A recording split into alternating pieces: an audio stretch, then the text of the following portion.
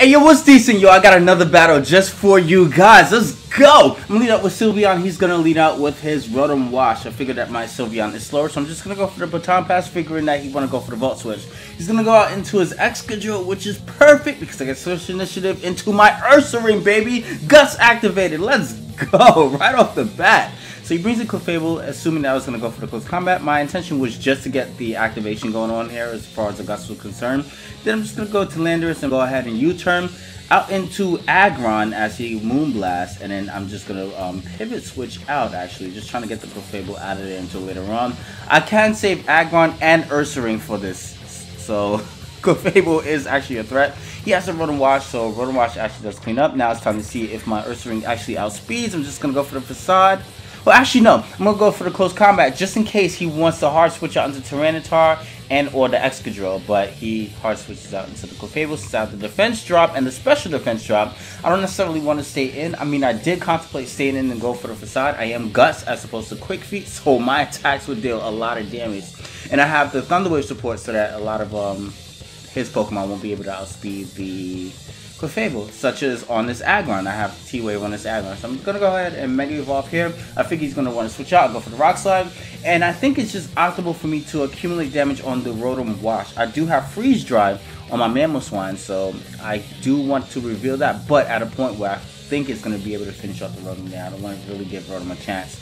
I don't have Earthquake. I figured out the Excadrill was going to come back in, so I'll go for the Ice Punch, which does neutral damage, doesn't do really too much. I'm just going to go for the Landorus now, just in case he wants to bring that out, so I can get some U-turn damage off on that, which is good. Again, I'm chipping away at the Rotom, and Sylveon's going to come in, and he goes for the Volt Switch here, which is it's actually pretty great. I should have probably just went for the knockoff there, in my opinion. I'm actually second guessing that just to knock off his leftovers, so I'll be able to chip away at Rotom's hit points. So now he shows me Charizard Y. He's going to go for the Heat Wave. I am going to live that, go for Baton Pass. And I am going to Baton Pass out into Latios just to bait the Tyranitar in so I can get her for free Stealth Rocks. And that's exactly what he decides to do, is it? Yes. Alright, that's great. So I know Tyranitar is not going to want to stand unless this thing has like Focus Blast or something like that. I don't know Tyranitar that carries Focus Blast. But, yo, you know what? Can it even carry Focus Blast? I think it can. I mean, if it gets like Ice Beam, Bolt Beam, and Flamethrower, I'm pretty sure it can carry Focus Blast.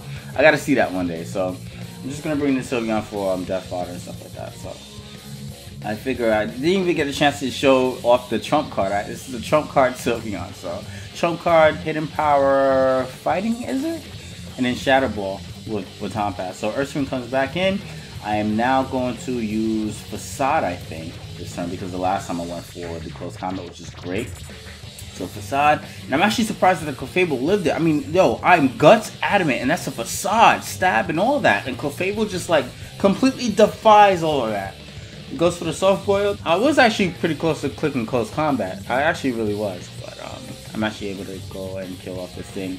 And in comes the Excadrill, and I'm just gonna switch right out into my Landorus. I do want to save Ursaring for Death Fodder for a little bit later on, so he goes ahead and tries to be cool and get a Rapid Spin kill off, which is funny. So I'm just going to go ahead and go for U-turn, and then I'm just going to go out into the Aggron here. And he goes for the Iron Head. I don't think the Earthquake will even be able to finish it off here.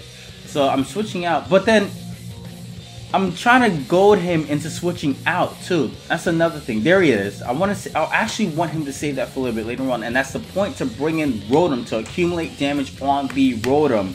You guys have no idea how important that is. Landorus cleans up because he has Charizard, he has Kyurem, you know, and once I'm able to set up the rocks with the Mamoswine, I'll be in a good position there.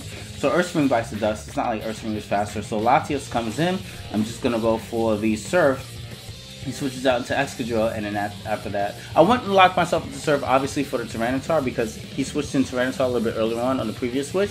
So I figured that he would want to Pursuit Trap me. What I didn't take into account was the possibility of him being Choice Scarf. I thought that he would just like be like a normal variant or something like that and try to go for the Pursuit. And I'll be faster and be able to two-shot him with the Surf. That was the plan.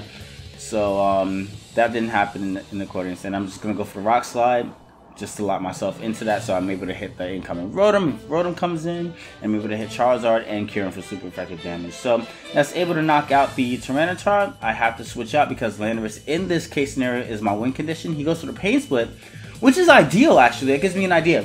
So goes through the plane split, the sandstorm subsides, he will-o-wisp, and I'm just gonna get some damage off with the rock slide. I really wish I had like knockoff or something like that, or I really wish that I knocked off earlier on in this game so he wouldn't be recovering with the leftovers. Every chip damage counts.